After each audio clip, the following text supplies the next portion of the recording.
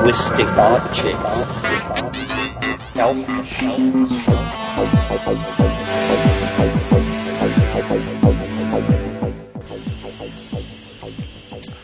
Greetings from Psychedelic Space. This is Lorenzo, and I'm your host here in the Psychedelic Salon. Well, I'm finally getting this week's podcast out at midweek, which is always my target, but not one that I hit very regularly, at least not lately. But here we are nonetheless, and today we're going to hear the last of the Trialogues for a bit. In fact, I've got a little surprise for you next week, and I'll tell you about that after we hear today's program. But first, I want to thank John S. and Terry L., both of whom sent generous donations to the salon recently. So thank you, John and Terry. I appreciate your support in helping to keep these podcasts going. And for today's podcast, we're going to hear the recording of a private conversation Terence McKenna, Ralph Abraham, and Rupert Sheldrake had back in September of 1991. Their topic that day was Psychedelics and the Computer Revolution. And we begin with Ralph Abraham introducing the topic. But as you listen, try to keep in mind that this conversation was held in 1991. And a lot has taken place since then, particularly in the arrival of the Internet and significantly faster and more powerful personal computers than were available back then. So let's join Ralph now. Well, our talks frequently range over different periods of history. We love to extract peculiar details from the historical record and speculate on their relationship to major movements in cultural history. So today we get to do this with modern history, with cultural history in our own lifetime, for our subject is psychedelics and the computer revolution. There have been several articles in the journals recently and newspapers speculating on connections between the onset of the psychedelic period and discoveries in the computer revolution. But it only came to my attention very recently through an article in GQ. For this article, I was interviewed on the subject, my usual subject, of complex dynamical models for history, for social, economic, political systems, and their potential for aiding our jumpstart on the future. When the interview finally appeared in the magazine, however, it wasn't about that at all. It was a speculation on psychedelics and the computer revolution. And this article somehow had evolved, I think, from my connection with Mondo 2000. So this is a magazine that we all know. We know the editors. We met them here, in fact, at Esalen. And this magazine had evolved through stages with different names: High Frontiers, Reality Hackers, Mondo 2000, as if we are working on high frontiers. We are hacking reality, we are creating the future, and we are aimed at Mondo 2000. And as a matter of fact, we do. Our Trialogues are very much in this spirit, and the magazine apparently owes its existence to a market of fans of psychedelics who work in the computer revolution. But the idea of the causal connection between psychedelics and the computer revolution, this was new. The article in GQ begins with an excellent quote from Timothy Leary, who says, "There are various natural resources in the world. Creativity is one of them. And understanding this, the Japanese will go to Borneo to collect teak and go to California to collect creativity." So this is the conjecture we can consider this morning. And to begin with, to see about the plausibility of the causal role, let's look at the comparative chronologies of these two developments. All happened in our lifetimes and largely here in California. So this is the location. If we are going to find a connection, then we can dig it up in the records in the basement of the local church and so on. So the computer revolution began in World War II, or you can put the beginning anywhere, but what we call the computer revolution began in World War II among people who probably did not take psychedelics. In fact, the psychedelic revolution started later. To begin with, the early computers were war machines. One was called the Norden bomb sight, then there's the Enigma machine, and so on.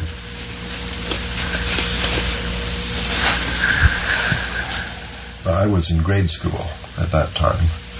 Then the psychedelic revolution, let's say, started in the middle 60s. What's going on in the computer revolution in the middle 60s? We had the beginnings of a field now called scientific computation. At first, computers weren't used for scientific computation, except as special purpose analog computers like the Norden bomb sight, all designed around a single mathematical problem. General purpose scientific computation required first the invention of floating point numbers by Wilkinson in 1961.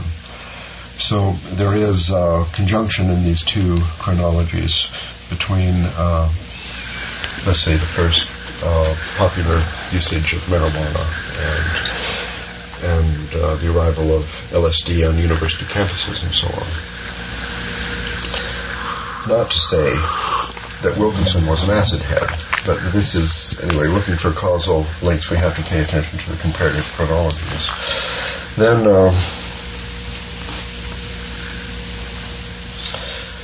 just a couple of years later, when LSD hit the college campuses, computer graphics began its major growth from seeds planted in Salt Lake City with Evans and Sutherland and so on. And the usage of computer graphic hardware required software that was developed later by various people whose names are not well known. And whether they used psychedelics or not, we couldn't say, but certainly a lot of their friends did, because that was the cultural, historical milieu of the time. A later development in the 1970s, then psychedelic mushrooms became popular on university campuses, and at this time there was a major change in the direction of the computer revolution in the shift of emphasis from mainframe computers to personal computers. Of course, this was a corporate decision in IBM, as the historians see it. But actually, it was the Macintosh that more penetrated homes and became the first successful personal computer, and that was because of the Macintosh operating system, which was stolen from Smalltalk, one of the many very creative projects at Xerox PARC, the Palo Alto Research Center, in the 1970s. There also, we found other innovations in computer graphic software, such as the first Paint program and the PostScript method of doing typographics. More recently, in the 80s, we had the decline of hardcore psychedelics and the onset of the,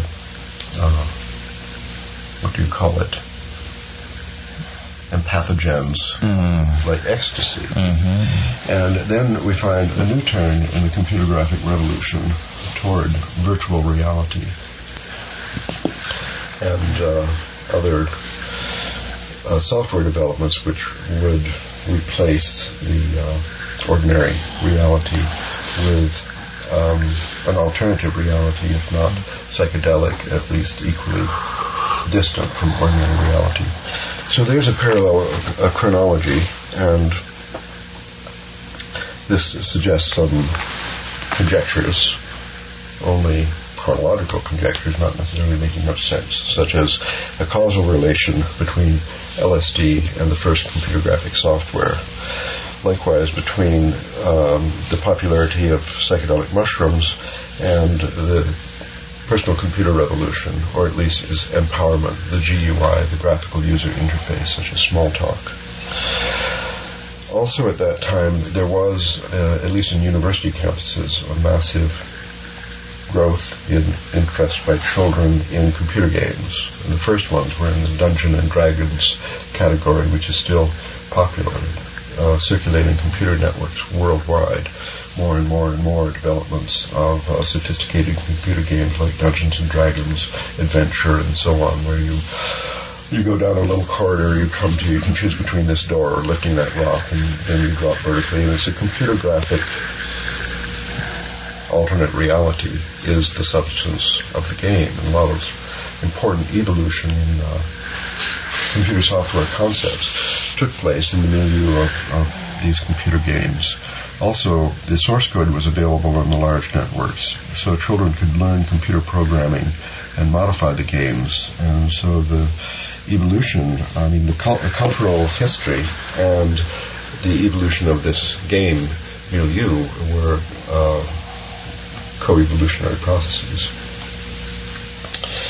And finally, a causal relationship between ecstasy and the emphasis on virtual reality, which is now being developed with great enthusiasm by governments for purpose of driving tanks, weapon systems, and making love, operating business, telecommuting, and so on, could be viewed as a quantum leap in the interconnectivity between the machine and the human user. So here are just some possibilities for causal relation between psychedelics and creativity in the computer industry. And I think just to fasten on one possible nucleus of all this is Xerox PARC, is a place where some of the very important software concepts developed, and it's in Palo Alto, centrally located in Silicon Valley, and in the midst of the central marketplace of the psychedelic culture.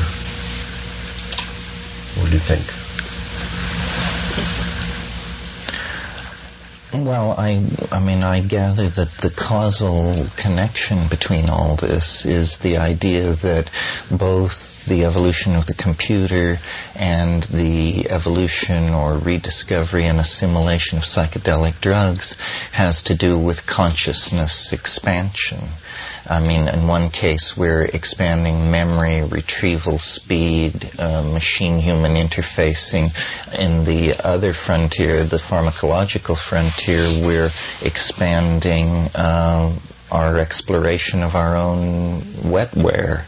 And that probably the end result of this is to see these two superficially distinct fields as actually two facets of a single set of concerns that are migrating toward each other. I assume that the drugs of the future will be much more like computers, and the computers of the future will be much more like drugs, and that in fact the values and the areas that each seeks to maximize are similar to the areas of concern of the other. The final goal of reductionist pharmacology, if it's able to make good on its belief that the basis of thought is ultimately molecular, should be the designing of a drug which causes you to whistle the first 8 bars of Dixie and nothing else. Similarly, the goal of computers, given the nanotechnological thrust, the human interfacing thrust, and so forth and so on, is a computer that you can run its programs only by placing it under your tongue. So that, these two concerns, one, the concern of a kind of magical, shamanistic, emotion-based, we could almost say feminine psychology. The drugs is a countervailing force to the material engineering, hardwired, scientific, straight engineering approach. But in fact, it seems that the ouroboros is taking its tail in its mouth, and these two concerns are seen to be simply different approaches to the completion of the same program of knowledge. Well, that's very nice. It's a little less than I wanted. This is a kind of a theory of convergent evolution or something. See, I'm thinking of the machines had evolved in a certain way. They could have evolved some other way. Why did they do this way? Because the interest in people making the innovations.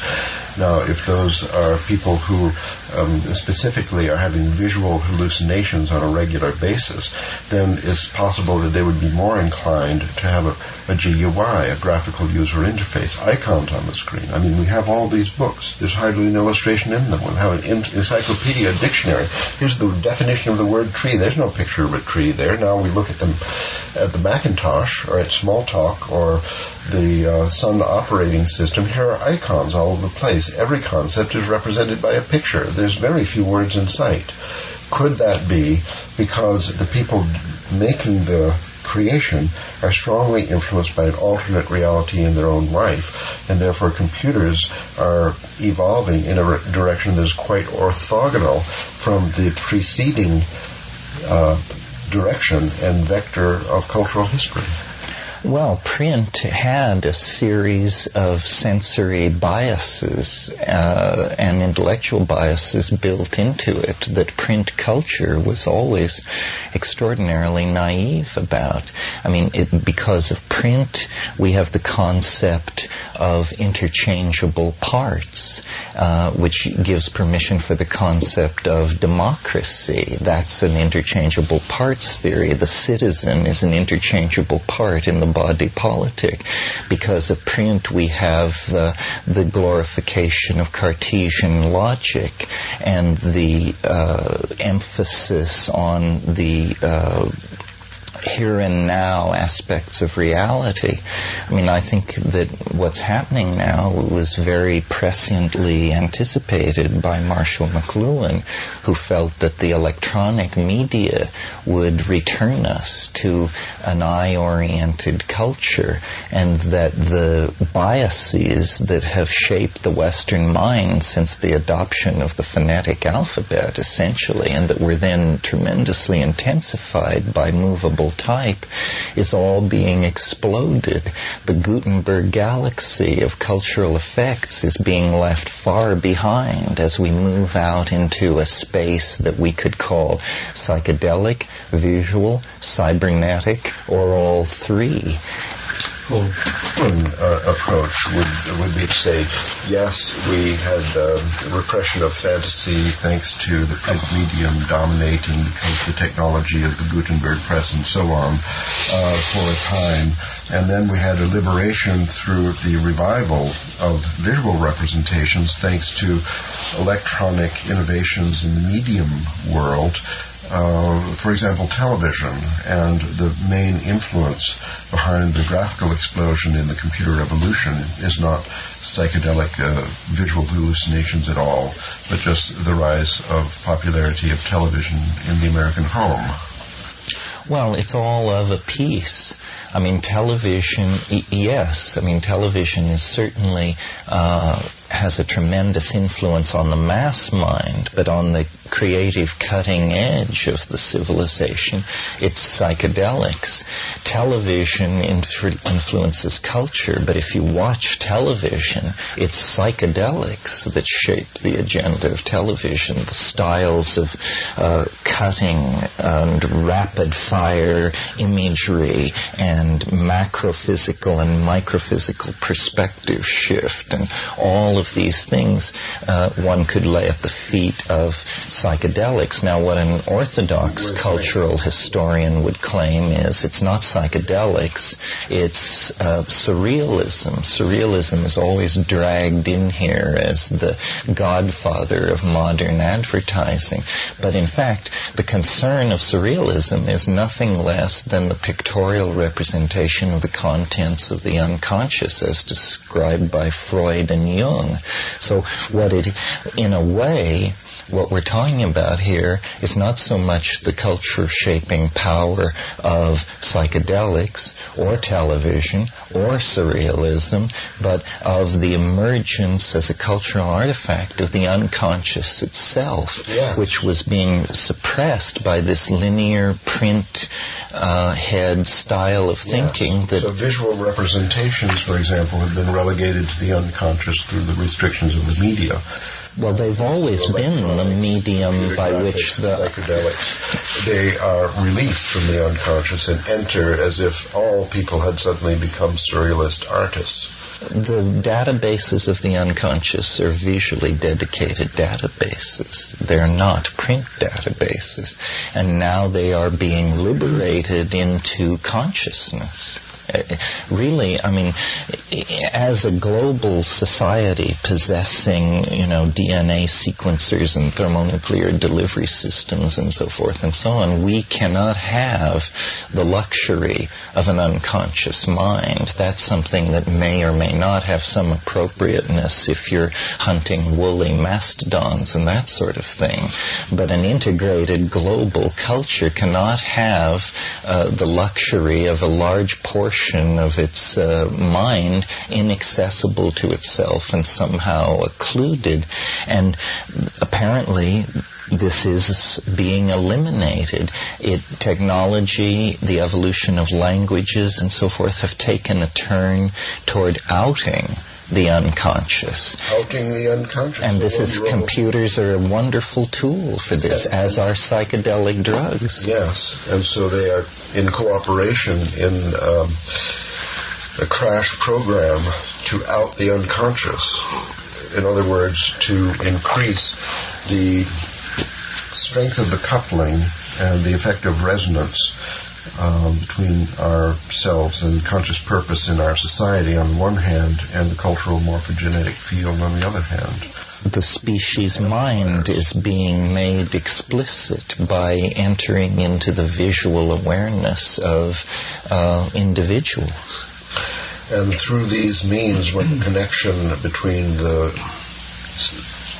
group mind and business practice and so on is amplified, then we get commercial manifestation of creativity, of products like the personal computer. Well, but in a sense, I think that's simply that the culture is building on the foundation already in place. Money, as understood by moderns, is almost entirely a print-created phenomenon. Before the invention of the printing press, money was something that you hid under your mattress. Now, money is this completely abstract medium that is moved around by electronic banking transfer and investment capitalism and this sort of thing. And it has become, like the concept of the citizen, a way to uniformize all the complex spectrum of phenomena down to a single variable, money. And so the world of print is the world based on money. Now, the computer is very able to insinuate itself into that environment and build on it, but that isn't, I think, the natural milieu of the computer. The natural milieu of the computer is information, which is very different from money. Money is a downloading of complexity into a kind of medium of exquisite simplicity. Information is an exploding of the apparent here and now into a much more multidimensional domain that is therefore, it can only be grokked intuitively. It can only be grokked through feeling. So the abandonment of money and the substitution of information as a medium of exchange is having a feminizing, psychedelicizing, and visually enhancing effect on the values and direction that society is going. And this is all happening without planning. I think this is just built in. These are the hidden agendas of the technologies that we imagine we can manipulate and appropriate without being reinfected by the hidden effects that they carry. But of course, this is not true at all. We are completely now infected by these hidden assumptions. What do you make of this, Roop? Well, I like the idea of the re-emergence of the unconscious, and it reminds me of the, presumably the prototypic image of the realization of archetypal images in some kind of shared space is the cave art of the Paleolithic, where you go deep into a cave, and there, by the flickering light of candles, after a scary initiatory journey accompanied by chanting and so on, you see these images of animals and so on. A vision actually somehow made concrete within a shared space through a flickering light in the darkness. Well, I understand that of the Native Americans who went in for this kind of thing, the Chumash were particularly well known for their polychrome cave paintings. They occupied the area now known as Hollywood. Well, the flickering light, the polychrome cave paintings, of course, give one an early version of the cinema. And the cinema, where you go into a darkened space and then by flickering light see incredible fantasies and patterns unfolding on the wall, is in some sense the precursor of television. Television is like the cinema writ small and brought into every home. And certainly in countries where television is introduced for the first time, like India, the principal use people make of it is nowadays videos of films. So you can have all these films at home.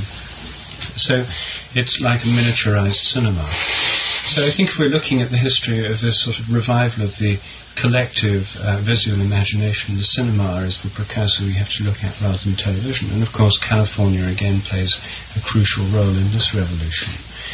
Well, the cinema, television, psychedelics as another form of darkened space and flickering images and visual content. And the computer graphic revolution, which in a sense is like a transformed television or the cinema to be able to represent more abstract kinds of imagery or pattern of the kind that may appear in psychedelic vision. These seem to be related kinds of phenomena. So if we see this as all as some kind of reawakening of the visual imagination and the representation of the unconscious phenomena, the prototype for all of which is of course the world of dreams, which occur in darkness, in sleep, indoors usually, and in a flickering and incomprehensible way. Then the real roots is the world of dreams, and then its actualization or externalization through cave art, and then through these variety of other transforms, fairy tales told around campfires, again the flickering light associated with the play of the imagination and of imagery conjured up in that case by words. But then the visual representation of all these things shows indeed some kind of connection. So I think you're right that we can see this as part of a larger process of reawakening of a collective imagination. It's part of an archaic revival. The print thing is very artificial, and we live completely within it. The verbal thing is very artificial. Well, I don't see that so clearly. I mean, the print thing is a technological artifact less than 500 years old, and yet dominating the sensory ratios and psychologies of virtually every person Just on a matter Earth. Of scale. We have a million years of consciousness, and then we have only 50 or 100,000 years of speech. Speech is a newcomer on the scene. The morphic field barely recognizes words. But words are still an incredibly deeply established creed compared with written words or print. Yes. And if you look at non-literate cultures, then of course the oral tradition is very important, but I suppose also there's a much higher developed visual imagination. When you go to a Hindu temple, or a Gothic cathedral, primarily designed to be appreciated by non-literate people, then you see a riot of psychedelic type imagery. I mean, demons and snakes wriggling everywhere in Hindu temples, psychedelic stained glass windows in Gothic cathedrals, amazing vegetational forms and structures and shapes. But it isn't a smooth, unbroken development. It's that even between manuscript culture and print, there is an enormous leap that takes place, because the psychology of manuscript culture is that you must look in order to understand. That's the essence of manuscript, because no font is ever repeated. No writing matters. No E looks like every other E. So you must look at manuscript. Reading of print is a very different psychological function, because in the first few minutes of reading any text, you assimilate the font. From then on, you don't look at E's and F's and L's. You automatically assimilate them. It's always the same. There's no decipherment of the visual surface in the act of reading print in the way that there is reading manuscript. This is what McLuhan is talking about, of this linear, uniform, high-speed thing which sets up democracy and modern science and reproducible data and all these things that we take for granted or that we fail to examine deeply are an aspect not only of the linearity of print, that's been pretty well talked to death, but the uniformity of print and the curious way in which you don't have to actually look at it sets us up for psychological blind spots that have closed us off to the reality of the visual world. Kind of a compression, narrowing, informational content of the medium. But then, since cinema, video, computers, and computer graphics, there's now going an expansion is in progress, which may expand well beyond any richness of media that history has seen before. Generally speaking, yes. The only caveat is that for the people who give their lives to this stuff, cinema is in no way seen as a precursor of television. Cinema is related to photography and related to the reconstruction of ordinary visual space. Television is a pixelated medium, very much like manuscript, and not at all like photography, because with photography the eye is not asked to work. The eye beholds a photograph. The eye decodes the television screen. The fragmentation of the image makes it into an entirely different medium. Well, it's a matter of degree, as with high-definition television, the resolution of video is increasing due to the overusage of silver and the organic pigment and so on. The resolution of film is decreasing. Sometime they'll meet. Computer graphics has the potential of resolution on the level of cinema. So let's think of a sequence then of manuscript, printed book, cinema. Okay, we'll skip television. Then we'll think of computer graphics. Well, television is related to the psychedelics. As interactive cinema, not as interactive video. I think that's appropriate. See, if these people are actually right in their analysis of the effects of these media, then high-definition television is not television at all and will not have the same effect that television has been having. In fact, high-definition TV may give a surprising shot in the arm to the, at this point, on-the-ropes, linear uniformitarians, because it's going to be much more like cinema and photography, and it's not going to have to be deciphered. It can be looked at, and this will have unexpected consequences on the sense ratios and assumptions operating within the society. Video is doomed not because of a resolution limitation, but because it's not interactive. An interactive computer graphic game where you can watch the soap opera but also play with it, change the script, and so on, is bound to be much more interesting just because of interaction than video or cinema. More like a dream, in fact. More like a dream, in fact. Well, psychedelic trip. One of the things they've discovered that's very frustrating to the engineers of virtual reality is they spend hundreds of thousands of dollars getting fast enough computers so that when you turn your head, the scene is reconstructed in the way that normal space is. But what's fascinating is they discover in virtual reality, people rarely turn their head. People know that they are in a television-created space, and they immediately lock into their long-ingrained habits of watching television, and people sit with the iPhones on like this.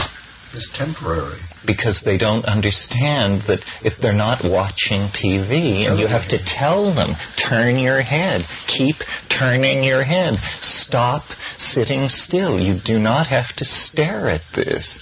You say, oh, that's right, I don't have to stare at it. That's temporary, because video and cinema are on their way out. I think the future of cinema is that all the films ever made will be digitized and stored in a gigantic library where, in the context of computer graphic VR parlor game, you can call up at will images from here's Cleopatra Salome or something, and put them on the walls around you.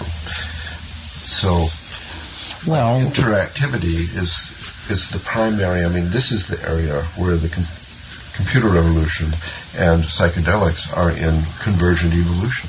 They are coming together in the interactivity, but the extent to which the computer medium could be shared by a large number of people gives an idea of a further advance in cultural evolution beyond what was accomplished by hippies in the 1960s with psychedelics. Larger groups spread over space and time can come into morphic resonance with the same image.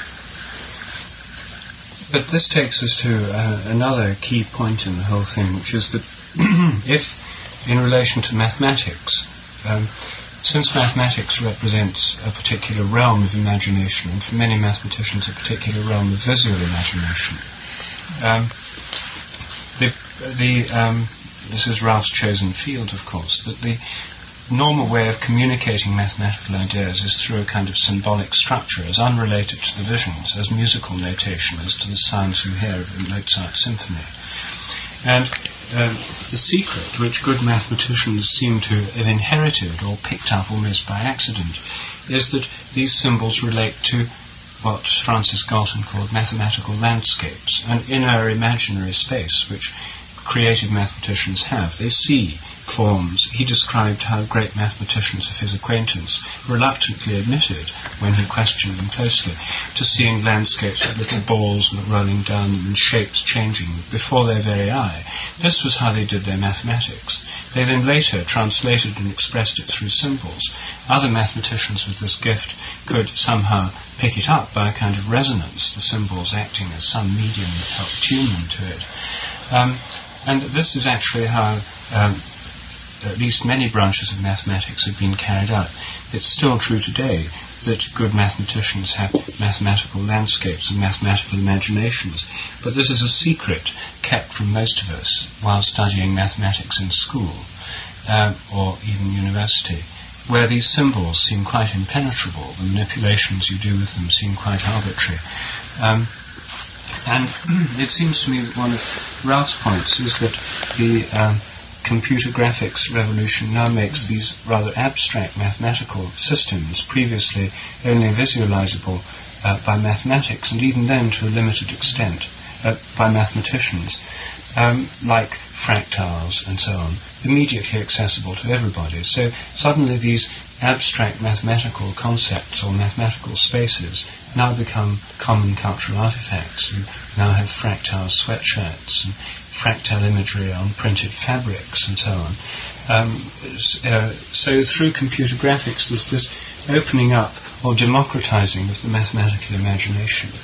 And I imagine that when mathematicians take psychedelics, that their already developed mathematical landscape undergoes an expansion, intensification, or some other interesting development, since mathematicians have this peculiar and unusual kind of visual imagination to start with. Is that the case? Yes, I think that we could put this in the category of outing the unconscious, that for peculiar reasons, evolutionary mistakes, mathematics had actually gotten relegated to the unconscious, you see. And it does have to do with printed books, I'm sure. When mathematicians speak to each other, they wave their hands, they draw pictures one line at a time on the board or with their hands in space, and they speak simultaneously and in coordinated like dance is to music, the picture and words, so it requires the cooperation, the coordination of multiple modes of representation in order to communicate a mathematical idea from one trained mathematician to another. So when you see colloquium talks, which are public performances of mathematical creativity in the act, performed live to an audience of people trying to understand, then you always see these visual dynapics, I call them, moving pictures with lyrics that are coordinated, done in a very artful way, using the room as like the memory palace of Giordano Bruno and so on. Here's a space, this corner, and this is where this goes, and everything is coordinated with space. The dance of the performer, the waving of the hands, the drawing on the blackboard, and the singing of the words succeeds by telepathic miracle in communicating the idea. Then you have books, textbooks for teachers to use in schools who aren't trained on this level or something. So you send in the book to the publisher with the drawings in the margin. The publisher writes back, we can only have 100 line drawings in this book. That's the limit for financial reasons. So then you get a book which fails in the communication of the idea, even to a trained mathematician. And out of this tradition comes this heavy reliance on symbols, which, for a person already trained in the mathematical dance hall, actually do reawake. They blow up the entire image. They recall it from practice, in the memory field, a little icon.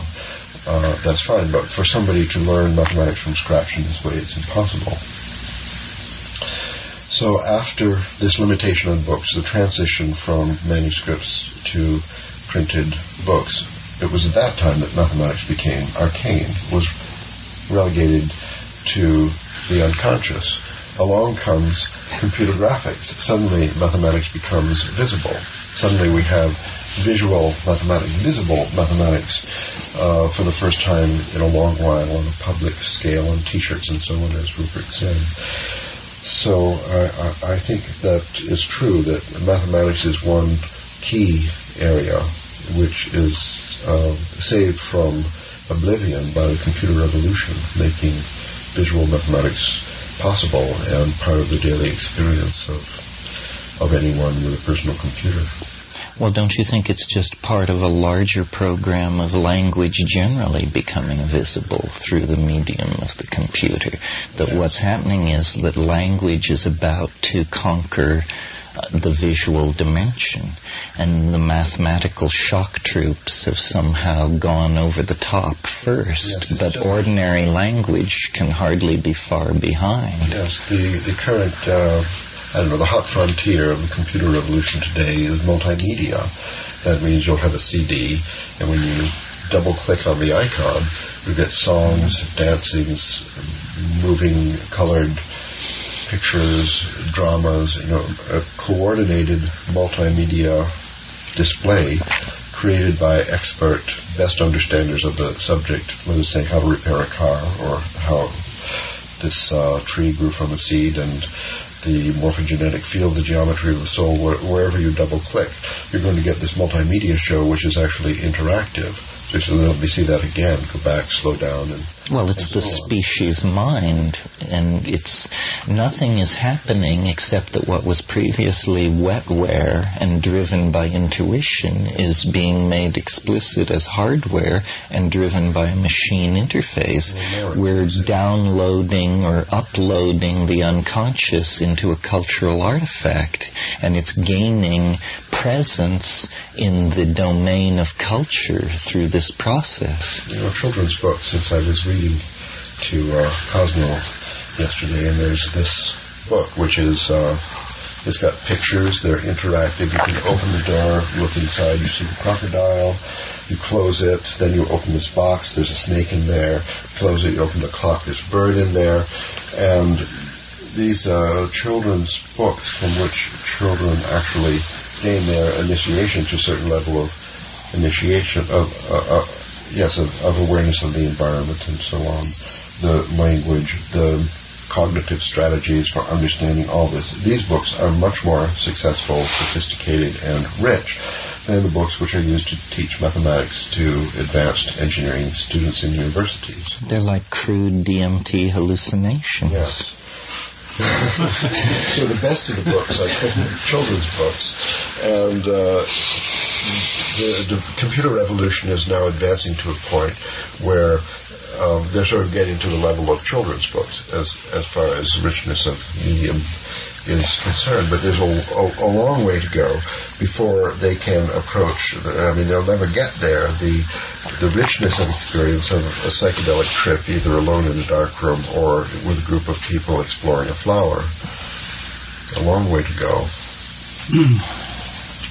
Well, coming back to the connection between psychedelics and the computer revolution, there are several ways one might look at it. One is, first the sociological fact, as revealed both on the basis of anecdotal stories and on the survey carried out by the San Francisco Examiner. Out of 118 people questioned at the recent Computer Graphics Convention in Nevada, 118 said that they had taken psychedelics. There was 100% psychedelic usage among leading figures in this field.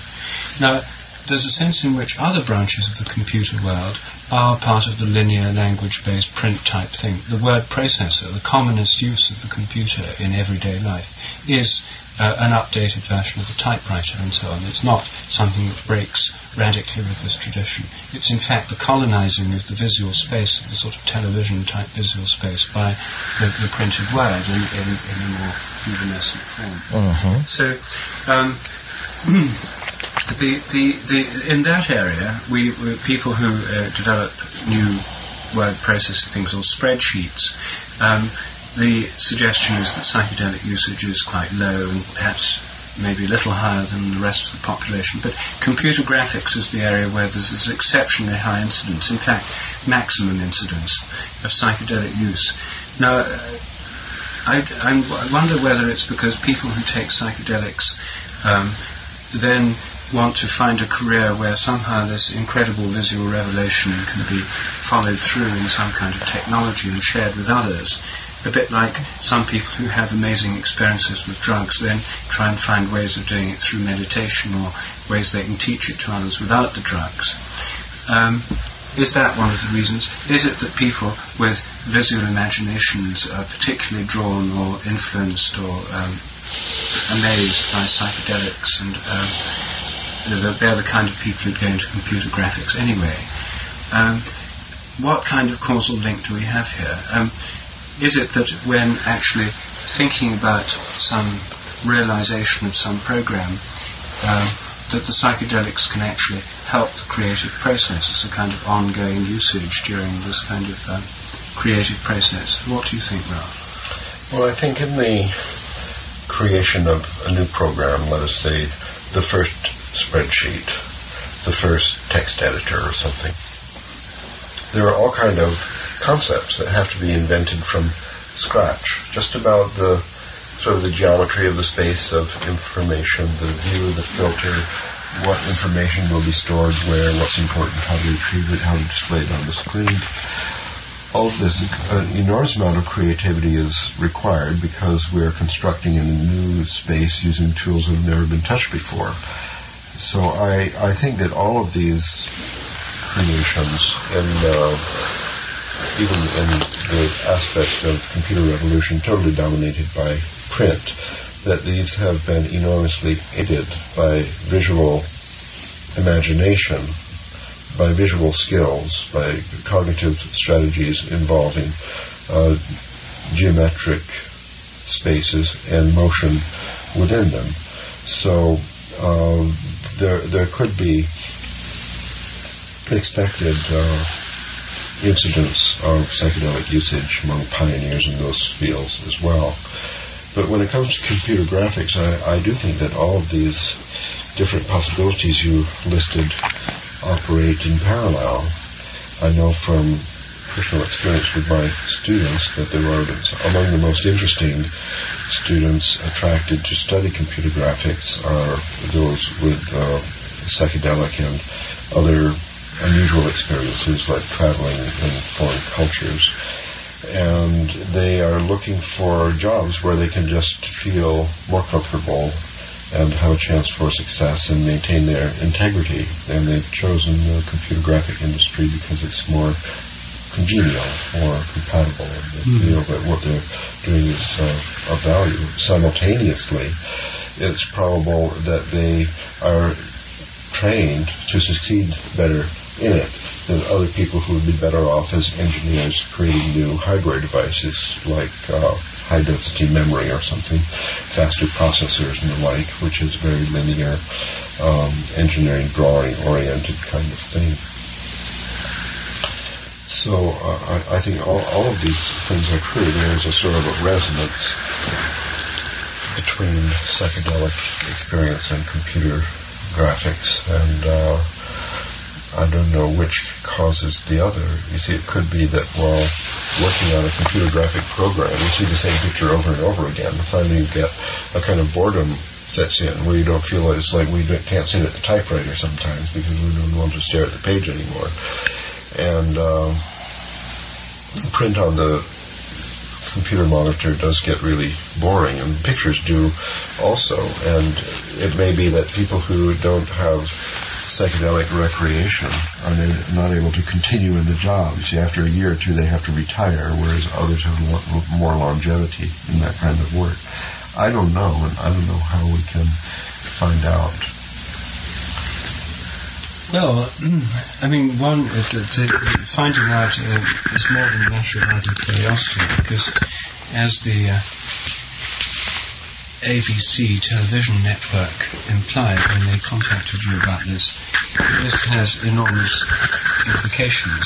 If the US leads the world in computer graphics, and if the principal competitor is Japan, if the Japanese corporations haven't yet got programmers working in them who are onto psychedelics, then there are two possible consequences. One, the revelation of psychedelic usage in US computer fraternity will alert the drug enforcement agencies in the United States to try and clean up Silicon Valley, to the possible detriment of loss of world lead in this important aspect of US high technology.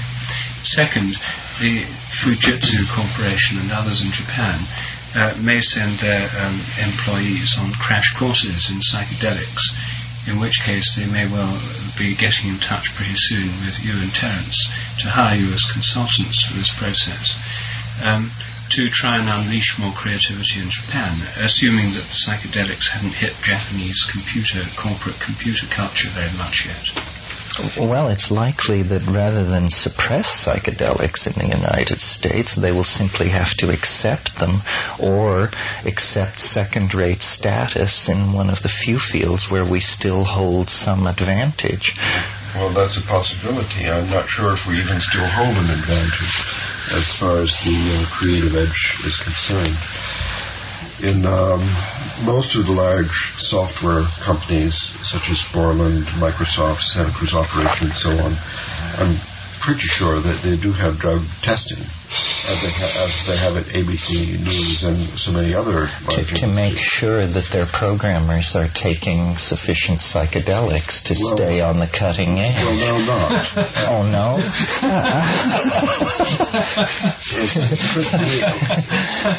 Come now, you're slacking off here. No, but they're not that rational here as I think they may be in Japan.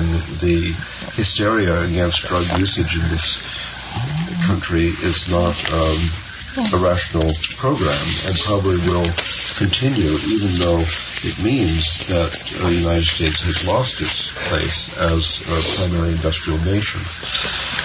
While in Japan, where the large corporations have very enlightened leadership, it seems, with very clear goals and so on, they may very well study the data coming in from the grassroots science groups all over the world, and decide that they need to encourage certain teams working on the frontier of the computer revolution there, where they are very keen to lead the world, encourage these teams to begin experiments with psychedelics and monitor the results carefully in a controlled way. And I think that's very likely. And I have always anticipated a shift of leadership in intellectual, scientific, and technical things away from the United States as the wave of European immigrants that came during World War II die out. The American educational system has no way to replace them. It's a very poor educational system. So I think we've already seen this, that the leadership in technical innovation has moved away from the United States, even in terms of computer software, computer graphics, and so on. Europe and Japan are on the rise, and the United States is in decline. So the conclusion is that civilization which welcomes psychedelics is the civilization that will lead and rule the planet. Yes, that's the conclusion. Well, there you have it. I think we can go a little further. Go for it.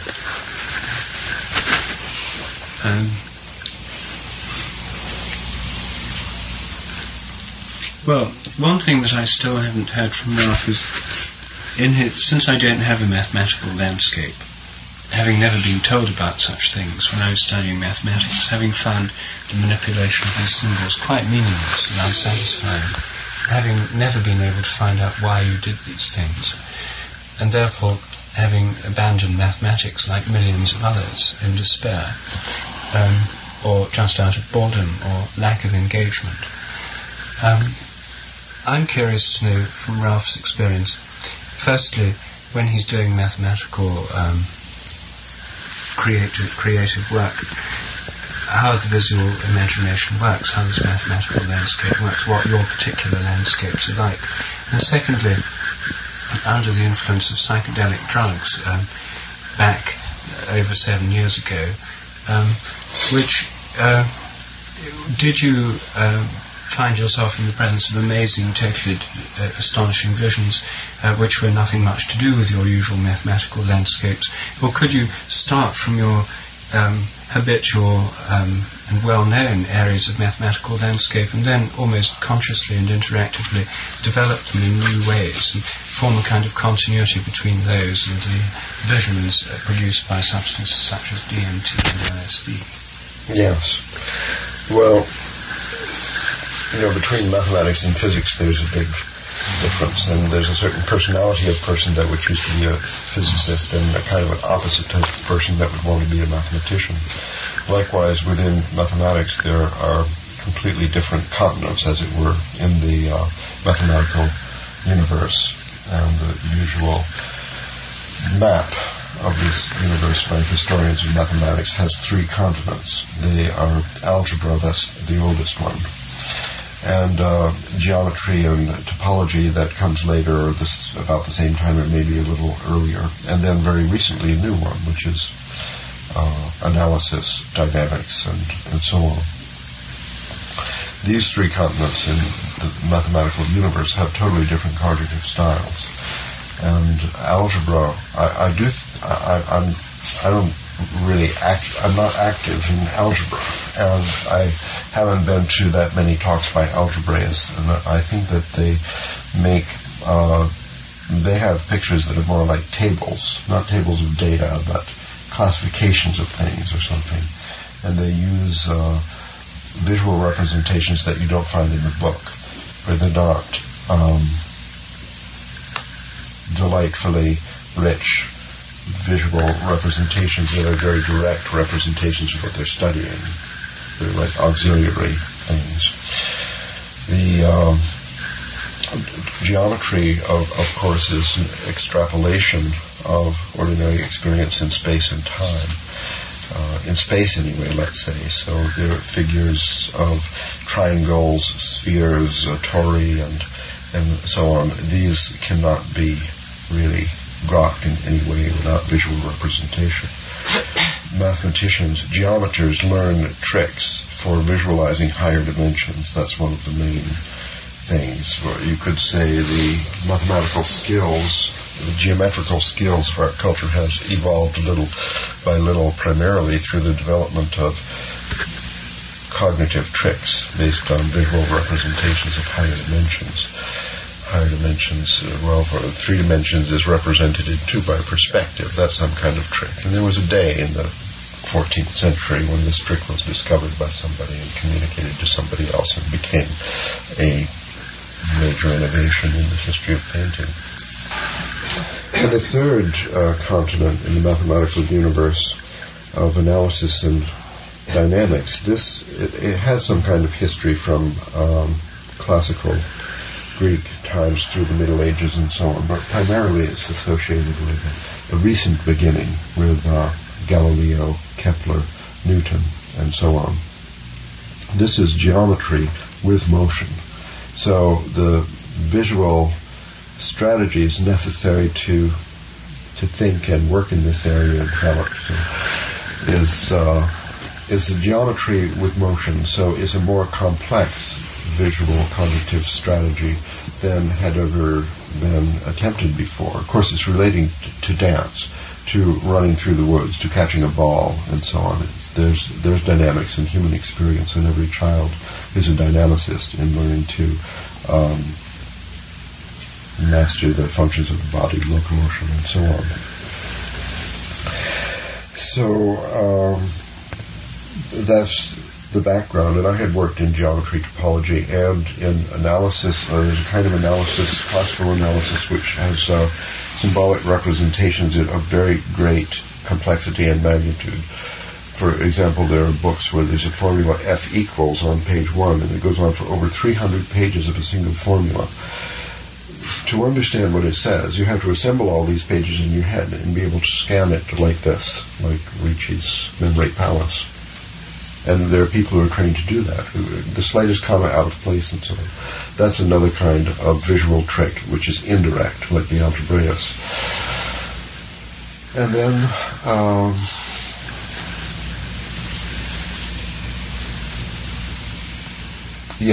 by the time I started using psychedelics, I had already passed through this development and had published papers on dynamics, geometry and motion in very high dimensions, which required an actual visualization of 4, 6, or 8 dimensions, down to the level of being able to remove the carburetor, replace something inside, and put it back on.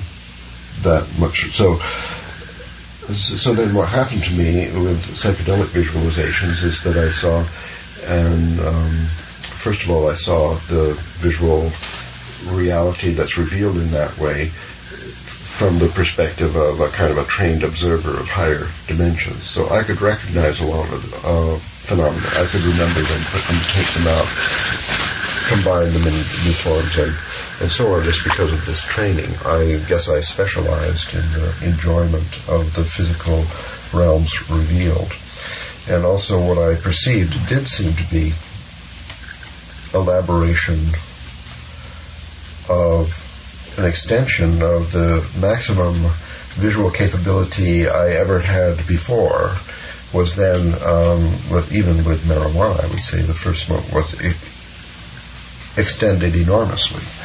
So although when I first smoked marijuana, I didn't have an extensive visual hallucination, still what I did observe, details of a relationship between two people, for example, I then imaged these in a way using visual representative tricks, which were beyond those that I'd used before. So the resonance, the connection, you know how it is that you can rove over, the connection between mathematical visualization extended and the perception of ordinary reality. This was, fused in a very interesting fashion.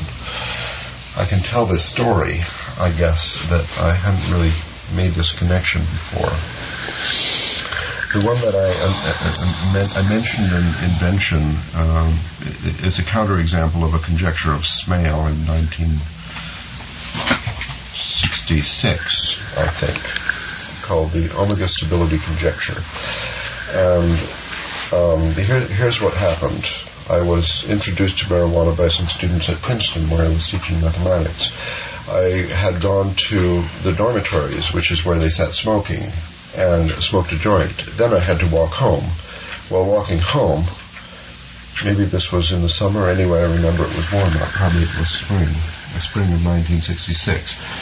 The path between the dormitory and my home, which was on the campus, passed Eno Hall, where my office was on the first floor and close to the path. And in passing it, I heard that the telephone was ringing.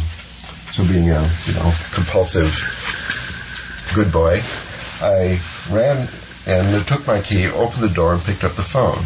It was Steve Smale calling from Berkeley. He said, I have this new idea about omega stability, and I wanted to check it out with you and see if you think it's plausible or not. He told me the omega stability conjecture. Never heard anything like it before, that these sets, the omega limit sets, if they have hyperbolic structure and then perturbations and so on.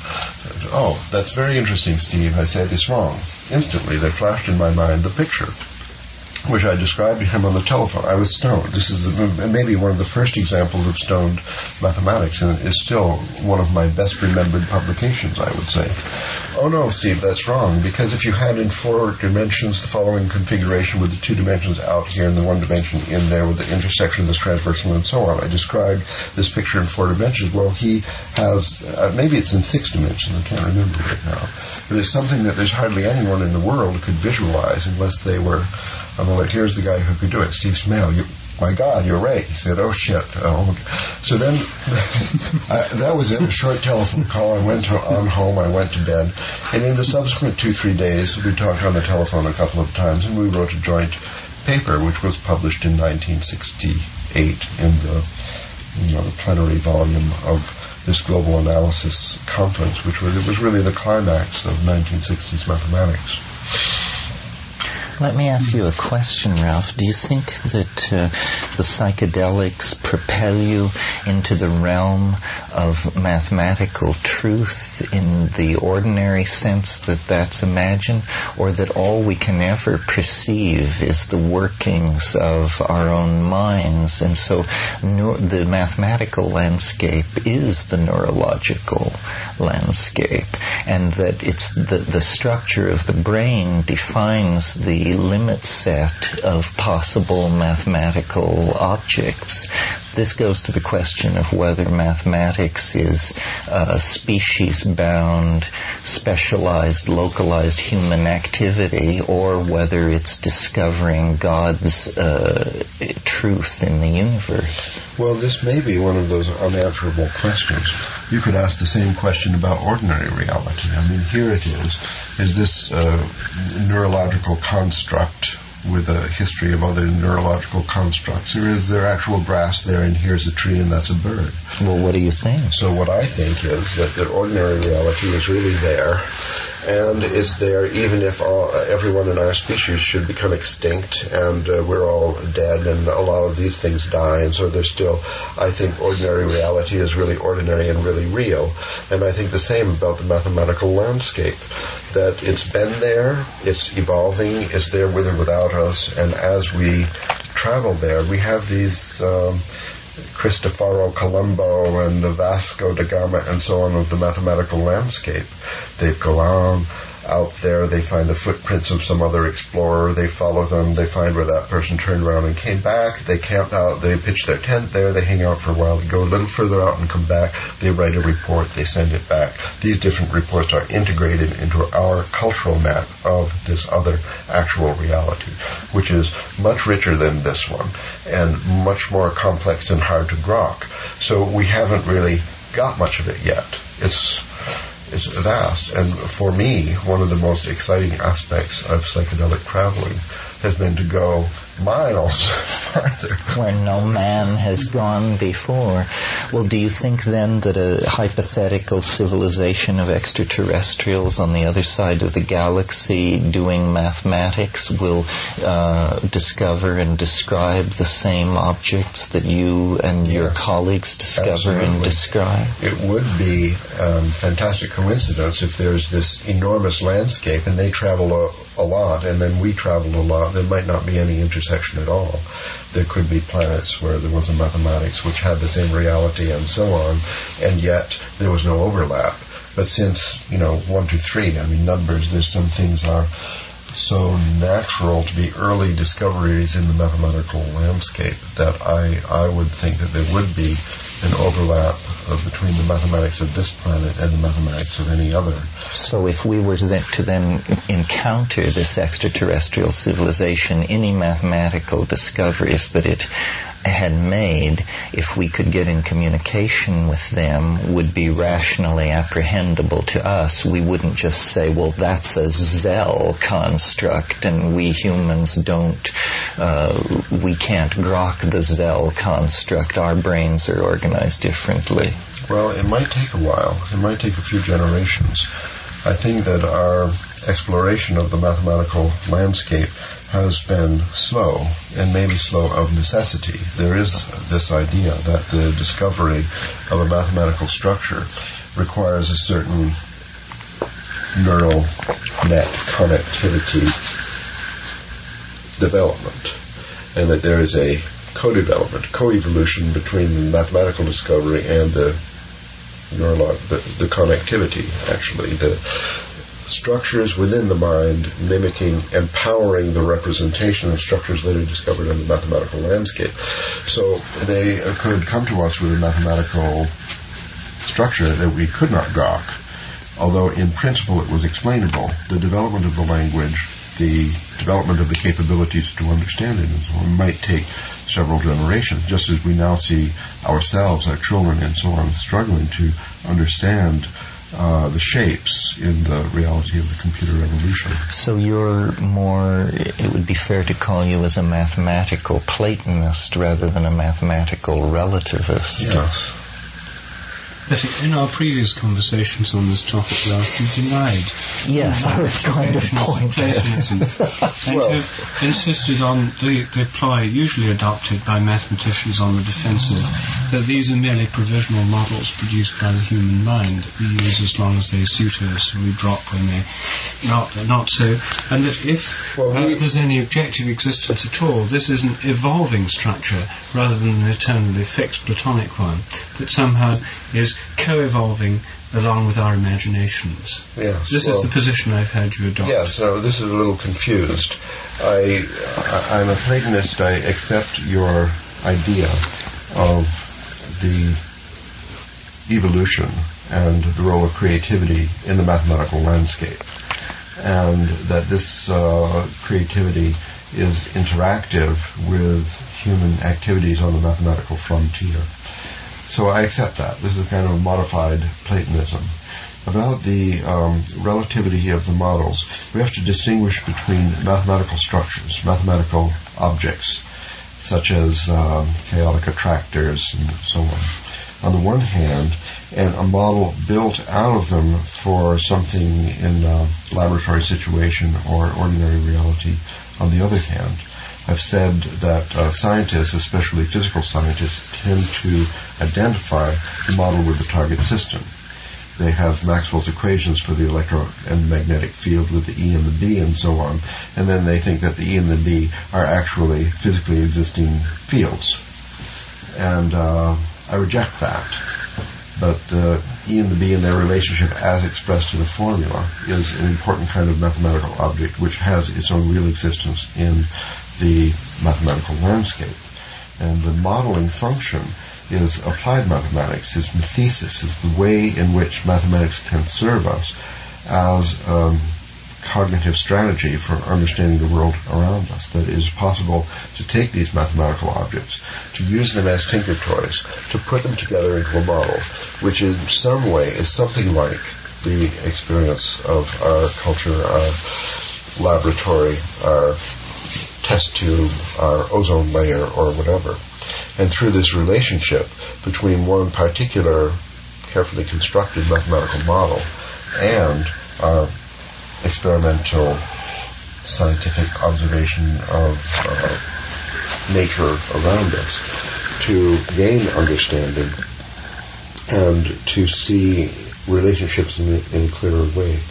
But the models are not real in the sense they're identified with ordinary reality, but the models are real in the sense that they are actual existing objects constructed in the mathematical landscape. Well, their nature and their kind of reality would be of the nature of field structures, I should imagine, since I think of the mind as being a system of fields. Fields being spatio-temporal pattern regions.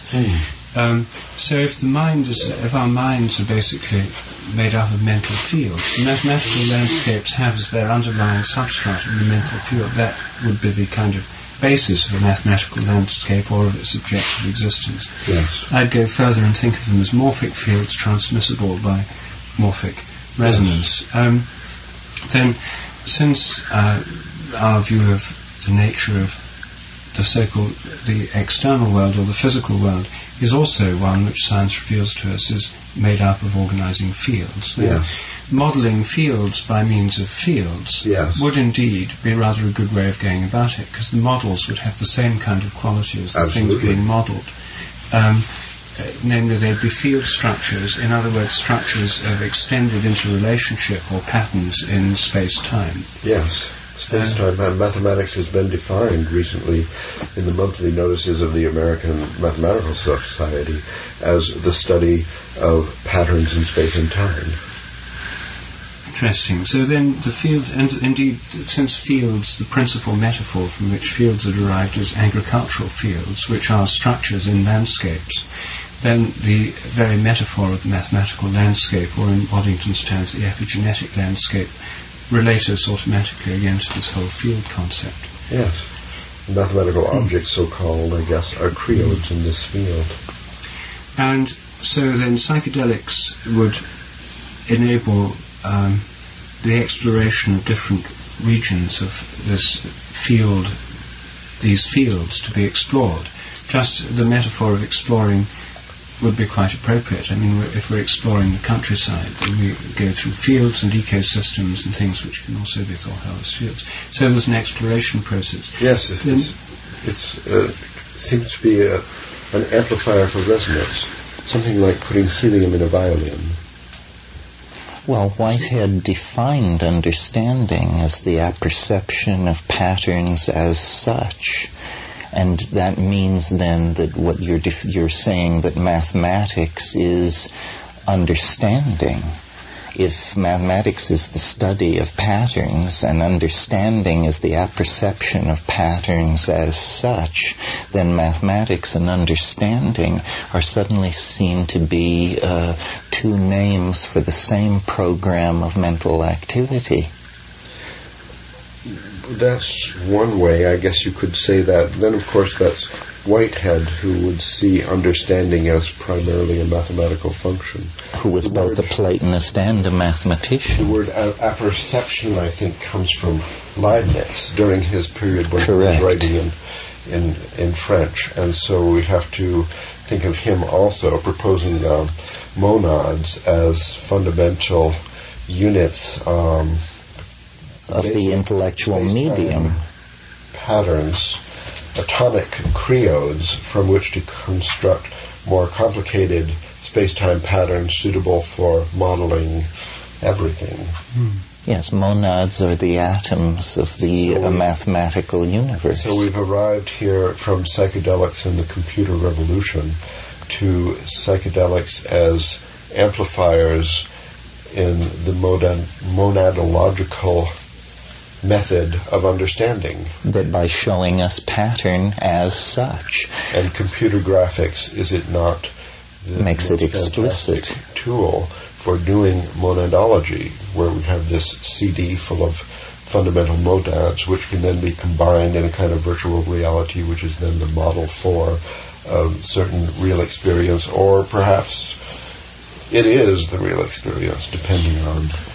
Well, it makes the pattern explicit rather than... dimensions. It still has the same kind of reductive capacity as the photograph. It's well, but not for instance in virtual reality. I mean, they're talking about virtual realities where you will go into Seahorse Valley of the Mandelbrot set and camp there for several weeks, exploring around. In 3D with goggles. Yes. Still, it's... if mathematical imaginations exist in higher dimensions, still bringing it down. I mean, but usually it's 2D. I mean, these fractal pictures, chaotic 3D, attractors. We are really trying to visualize something in much higher dimensions. So these are attempts to represent something which is experienced in a higher dimension and communicated. It says that the human EEG has a dimension around 6.5. So probably this isn't exactly right, but it is believed that if dimension is too high, you can't understand. If it's too low, you can't represent anything. Let's just imagine that a lot of natural phenomena are basically 6, 7, or 8 dimensional. Then certainly, whether it's 2D or 3D, where we're representing them, it doesn't matter much. You're hardly, at the front door of understanding what's going on. But then, what about? One point just to follow up this other thing of the mathematics and understanding. There's this whole range of possible fields or field structures that can be explored through mathematics. But of course, the realm of mathematics is perhaps vastly greater than the realm of physical reality we encounter. So there are far more mathematical structures around than there are things that we can map them onto, and we find ones which correspond more or less to something that we can recognize. Yes, but a lot don't correspond to anything we know about, at least on this planet. However, then aesthetics comes in here. Beauty itself becomes a criteria for the selection of mathematical objects, and in fact this has been historically true. Yes. But then there's a further point, which is that just as mathematicians communicate with each other through a kind of resonance, where they can transfer the picture, the intuition, the gestalt, from one to the other by means of symbols, dances, halting phrases, somehow it can just be transferred. Has anyone ever tried doing this in a psychedelic state? Say you had a room of mathematicians and they were taking a substance like ayahuasca, which produces on the one hand a kind of empathetic group mind, and on the other hand the visionary state. Would it be possible greatly to enhance this possibility of communication that happens in the colloquium room by means of this dance? Has that ever been, in your experience, tried? Well, I think, as far as I can remember, in my group psychedelic experiences, there was never another major mathematician. But still, any person, to some extent, is a mathematician and has these modes of perception and uses them as cognitive strategies and so on. I found that the ability to evoke these images in someone else through just saying something and waving their hands is enormously enhanced in the shared psychedelic atmosphere. It is. Amazingly, resonance is definitely amplified, and therefore you can have success in communication that you have never dreamed, which is kind of a spoiler, really. Well, a gesture, like the guru in the jungle, some little signs, and the person really has the whole idea, and then they respond, and the communication is very rapid, and even without, just in some telepathic way, there is an apparent resonance emerging of minds, as it were. You can even visualize these minds like floating up to the ceiling and somehow docking with each other and then becoming one thing. And I have in this way created what appears to be what you could describe as telepathic union with a person in such a 2 or 3 person psychedelic trip. I remember one with Kenny and Ellis where the 3 souls merged and a telepathic bond was connected, which was never broken. It didn't end with the psychedelic trip. After I think that we took various things and were stoned together for 3 days. After this, we always knew when something was happening with the other one. We could call up and say what's going on and so on. Well, it sounds to me like group ayahuasca taking among research mathematicians is a tremendous frontier for grassroots science. Yes. And exactly. You're listening to the Psychedelic Salon, where people are changing their lives one thought at a time. Well, since I'm not a mathematician, I'm afraid that that's one grassroots science project that I won't be participating in. But something Ralph said about high-definition television got me thinking about a grassroots science project that I could do. I was intrigued by what Ralph said about the ways in which the deeper pixelation of high-definition television had the potential of changing our cognitive processing. So I did a little experiment to test his idea, and thanks to some friends, I now have access to a big screen high-definition television to use for my experiment. And now in the past, the programs that I watched in high def were mainly those spectacular nature shows that included a lot of aerial views and other sights that are pretty far from our everyday reality.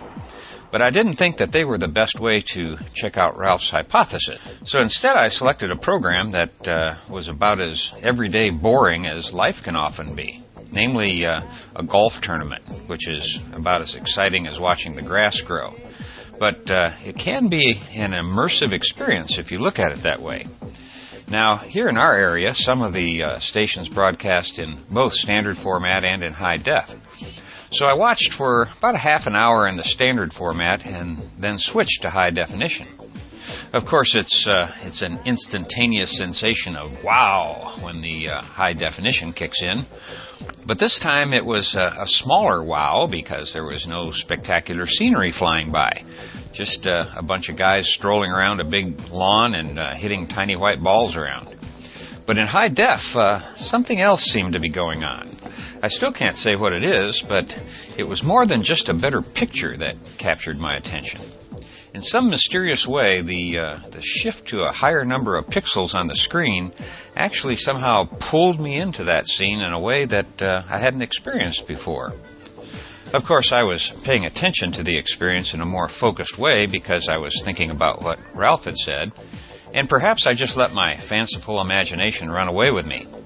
But it got me to thinking that maybe some of our fellow saloners who are looking for a graduate thesis topic might want to look into this phenomena to see if there's actually something physical that happens to a person's brain who is watching a television program in high def. And here's where I'm going with this. For at least a decade now, there have been various teams working on the technical problem of delivering a psychedelic experience via digital technology.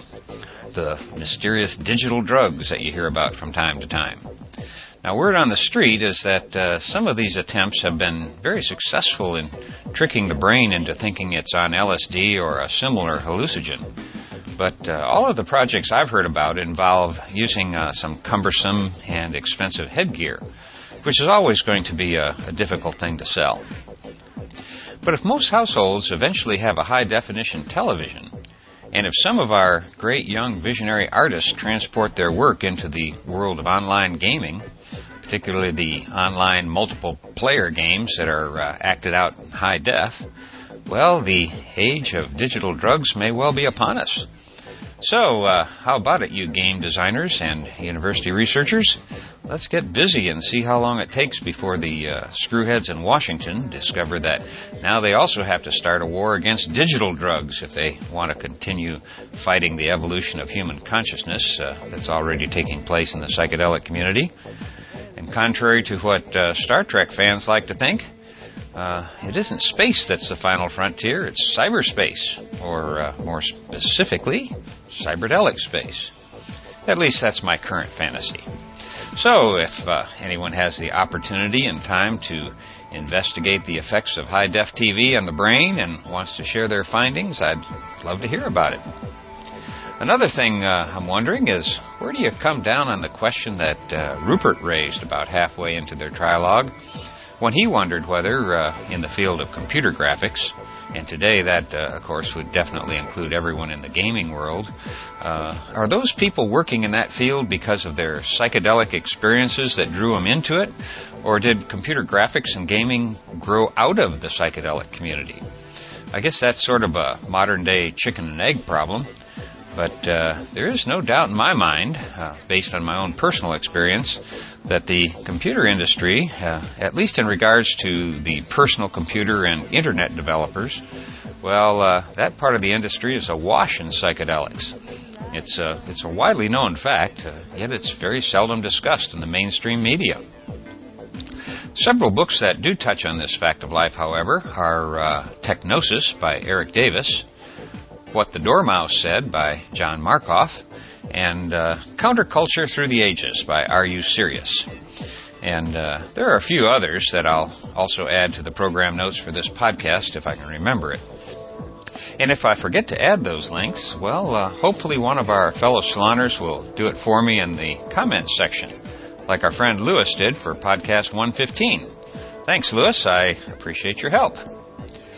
Also, I was taken by what Ralph said about the students with backgrounds involving psychedelics and or travel who seem to be more drawn to working in the computer graphics field because that field also provided a better sense of personal integrity that some other professions didn't seem to have.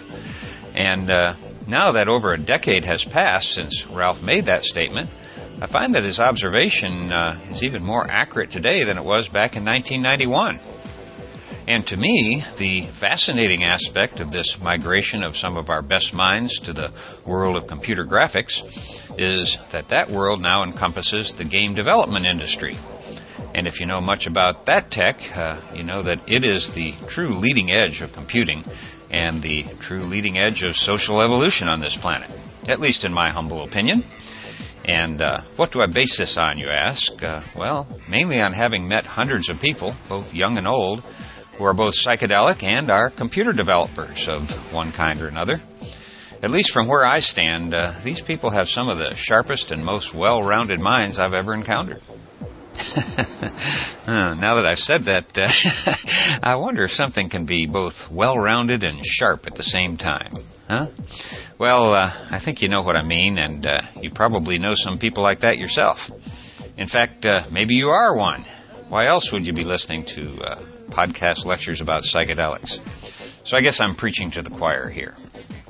By the way, one of the magazines that Ralph spoke about at the beginning of this Trialogue was Mondo 2000, which for me was my main source of information about the psychedelic community during the dark ages when I was living in the swamps of Florida and working for a corporate beast.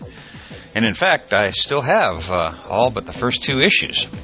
I really should get rid of them, but I can't find it in my heart to throw them out. It was a really great magazine and was where I first learned about a guy named Terence McKenna. Now, the reason I'm mentioning this right now is that the man behind Mondo 2000 and many other highly creative ventures was none other than Are You Serious?, whose podcast you really should check out sometime. And you can find a link to it on our matrixmasters.com/podcast page.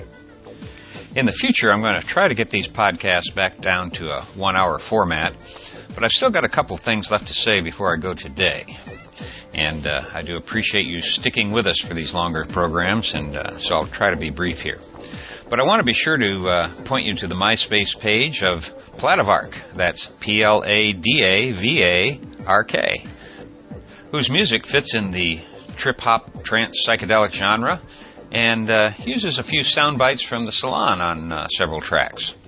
During the past couple of years, several other groups have also honored the salon by using sound bites from various programs, and I really enjoy listening to them. So thanks to all of you musicians who are including sound bites from the salon in your work, and please feel free to use any clips you want from these podcasts.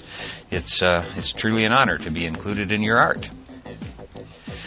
Now, almost every week I receive a comment or two about how much you appreciate the mind of Terence McKenna.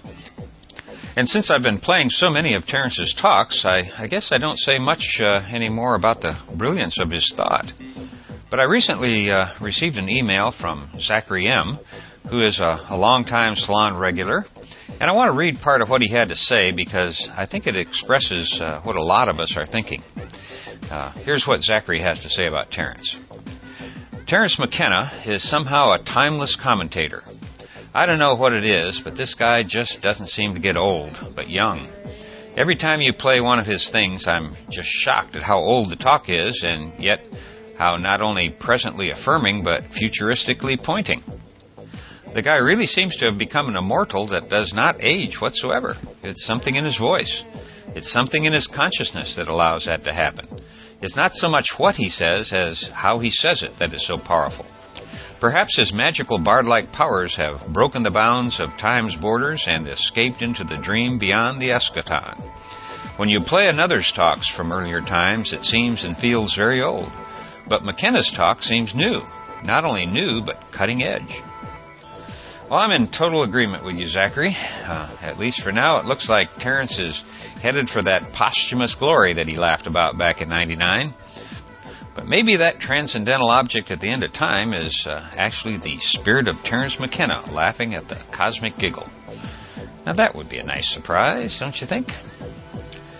And the last thing I want to bring up here is an interesting message I received from Joel G. And here's part of what he had to say. Hi, Lorenzo. I started listening to the Psychedelic Salon podcast a few weeks ago, and I'm hooked. In one of the podcasts, I heard the topic of Hopi prophecy briefly discussed, so I thought I'd tell you about a strange bit of coincidence I stumbled upon back in 2001. Here's a little background.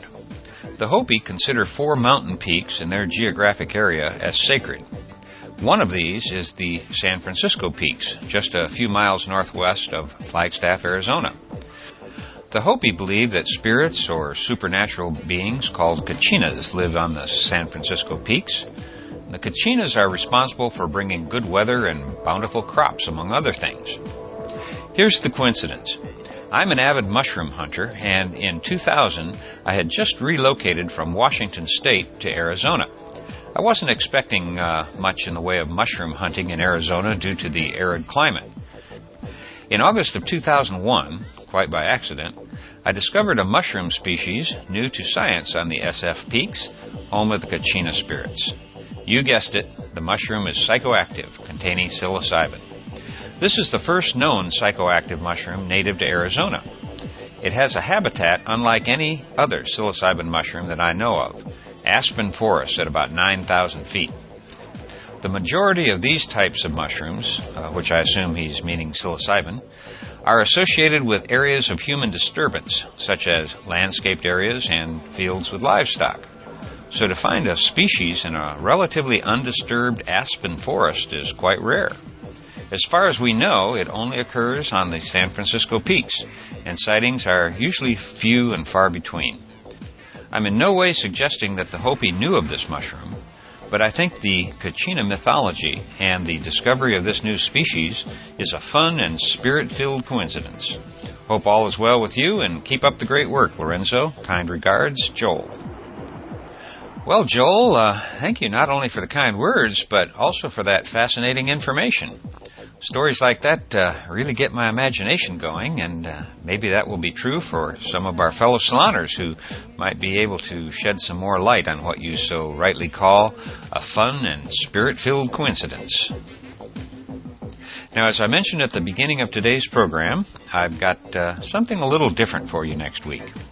As so many of our fellow saloners have pointed out to me, I've now done over 120 podcasts from the Psychedelic Salon, and yet there hasn't been a single one that has a talk by a fellow by the name of Dr. Timothy Leary. I think I've mentioned this before, but that isn't just an oversight on my part. Due to my close friendship with Myron Stolaroff and Gary Fisher, both of who had very close working relationships with Dr. Leary in the 60s, well, I have a highly negative opinion of Tim Leary, and in deference to my two friends, I haven't done anything to add to the Leary legend. But the fates have decided that my stand can no longer be tolerated. At least that's the way I read the fact that a data drive arrived in my mailbox last week that had almost 100 gigabytes of audio and video recordings of the good Dr. Leary. And so it seems that I can no longer ignore this part of modern psychedelic history. Heck, even Ralph Abraham quoted him in today's Trialogue, so I guess that should be a sign for me to loosen up a bit. I'm not going to promise how much of this Leary archive I'll be playing here in the salon, but for next week I thought it would be interesting to hear the talk that Tim Leary gave at Cooper Union in 1965, which for some reason I seem to remember as having been of some consequence at the time. I haven't listened to it yet myself, but we can do that together next week and see how well his lectures stand up to the high quality of the McKenna material we've been listening to for the past couple of years here in the salon. It should provide an interesting comparison, don't you think? At least I hope it's going to be an interesting talk, and if it isn't, I'll come up with something else for next week. But as of right now, my plan is to begin trickling a little Tim Leary into the mix just to keep things interesting. And before I go, I want to mention that this and all of the podcasts from the Psychedelic Salon are protected under the Creative Commons Attribution Non-Commercial Share-alike 3.0 license. And if you have any questions about that, just click the Creative Commons link at the bottom of the Psychedelic Salon webpage, which you can find at www.psychedelicsalon.org. And that's also where you'll find the program notes for these podcasts. And for now, this is Lorenzo signing off from Cyberdelic Space. Be well, my friends.